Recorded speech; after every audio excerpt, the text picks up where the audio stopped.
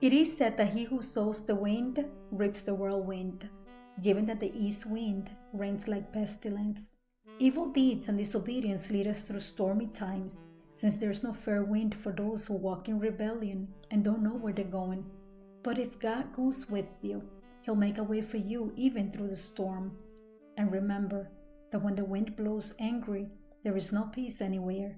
The Bible tells us a special story in the book of Jonah, a prophet who responded to God's mission by fleeing like a fleeting dove.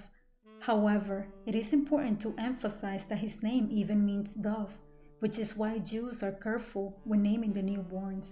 God's specific instruction to Jonah, found in chapter 1 of the book that bears his name, Jonah, was to warn the people of Nineveh about his coming judgment upon them because of the wickedness, violence, and evil ways. However, he refused to deliver God's message, and God sent a great storm to persuade Jonah to obey his command. Because of his disobedience, Jonah not only endangered his life, but also the life of the sailors on board the ship. In this first chapter, verses 4 to 6, God gave us two important lessons: disobedience in running away, and the problem of sleeping, especially at the wrong time. Many tell you the story about Jonah who fled, but what about the Jonah who fell asleep during the storm, who had to be awakened by the sailors, who had to be told, "What's with you, sleeper? Get up and pray to your God. Perhaps He will have compassion on us and we will not perish."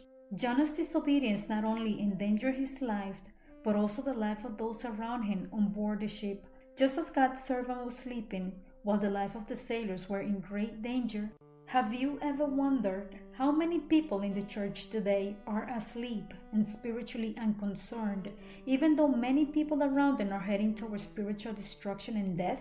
Especially the leaders, those we trust to guide God's people.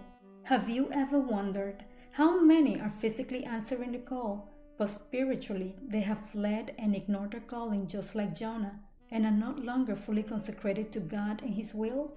And like Jonah, they will have to be shaken by a great storm in order to persuade them to resume their position, not only physically, but spiritually.